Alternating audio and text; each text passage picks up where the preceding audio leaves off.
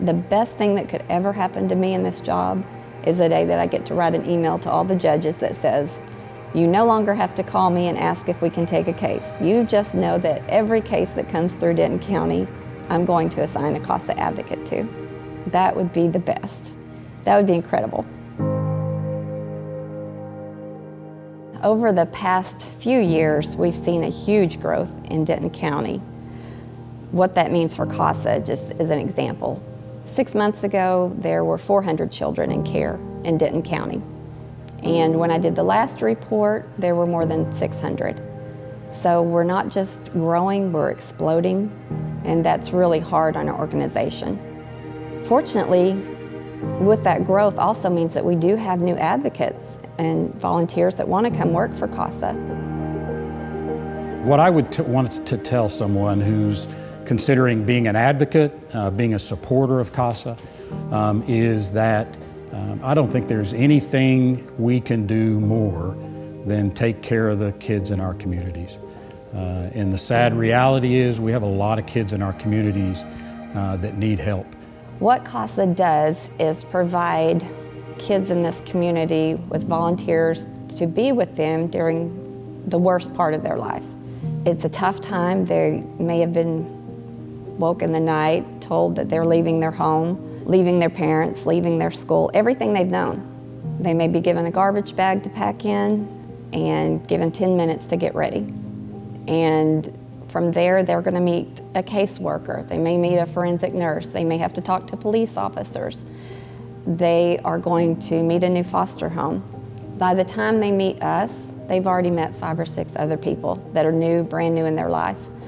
But the difference between CASA and those other people is that those other people may come and go. They may see a lot of different faces. Their foster parents could change. The caseworkers, unfortunately, change quite often. The CASA is the one consistent throughout the entire case. We really strive to be the one consistent in their life during that time. When I entered foster care, I was very nervous, very fearful, because I didn't necessarily know what I was going to experience in the process. Growing up, I struggled a lot. I experienced a lot of different types of abuse, and I was just very damaged, and I had lost trust in people because the people that I did trust are the ones who hurt me. And going through that, I didn't know what to do or who to go to because I was in such fear that I was going to get hurt again. And I had a parent who was never there. Having that, I just was left to basically fend for myself. And it was extremely hard because in the area that I grew up in, it was very rare to see somebody, 1, who was in foster care, 2, who was going through that, because the area I lived in was an area where a lot of the children were privileged. They were very sheltered. They didn't have to experience a lot of the things that I was experiencing. And so I felt like an outcast. And I started self-harming a lot and trying to take my own life.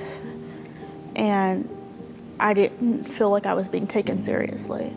And so I continued to self-harm and continued to try to end my life until somebody finally noticed at school. And my mom just wasn't in any condition to take care of me. And so I ended up back in the hospital and was then placed in CPS custody. And from there I went from placement to placement to placement. So many that I don't even think I can count them on both my hands.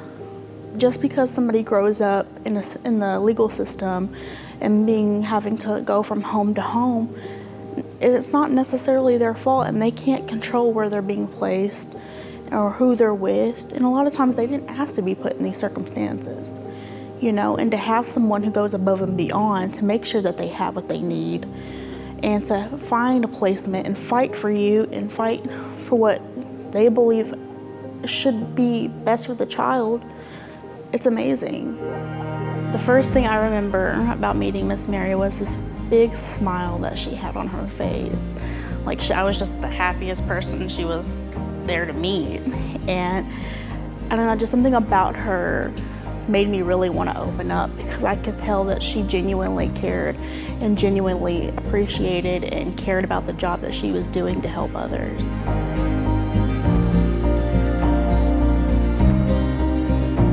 Children need to know that there's someone who cares. Children need to know that you're going to tell them the truth. Children need total acceptance and somebody that's going to be there. But I knew that this had to be your journey. It wasn't my journey, it was your journey. It was my job to stand by you. And if you asked for help, it was my job to help you. So I began shortly after that to just call you my Hannah, because I don't think you felt like you belonged to anybody. That's how our journey started, with my Hannah. Miss Mary, I want to thank you for everything that you've done for me from the beginning, and who knows till the end of time what you'll keep doing for me. But I am so gracious and grateful for the unconditional love that you've showed me, and you've showed me how to love others and allow others into my heart, and you showed me how to trust again, and you showed me how to never give up. And I remember we were looking up quotes that I could use to help keep myself motivated, and there was this one that really stood out to me that I talked to you about that said, "I refuse to sink." No matter how hard things got, I could never let the obstacles, which were the anchor, sink me down. And with that, I got it tattooed on my left wrist, the quote saying, "I refuse to sink with the anchor." And that's something I'll never forget. And as long as I will be able to remember, I'm never gonna give up, because you show me how to persevere and how to show resilience and keep thriving and doing what I need to do, no matter how hard it gets. And for that, I'm forever grateful.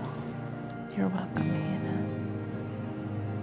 I have a lot of people that say, "I can never do what you guys do." I hear people tell advocates that all the time.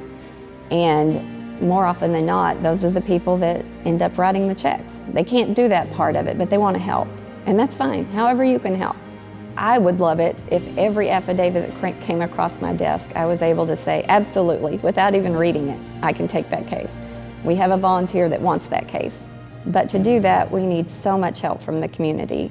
We need the community to be aware of what we do, the need, the children that are out there that need those people to come into their lives. We do need the funding, but we also need people to step up and say, "Hey, I'm not sure if I'm cut out for this, but I want to help." There is a way for everybody that wants to help. There's a way, we'll find it. But it's going to take the whole community. Like they say, it takes a village. And it truly, truly does, because we can't do any of this without help from so many different people.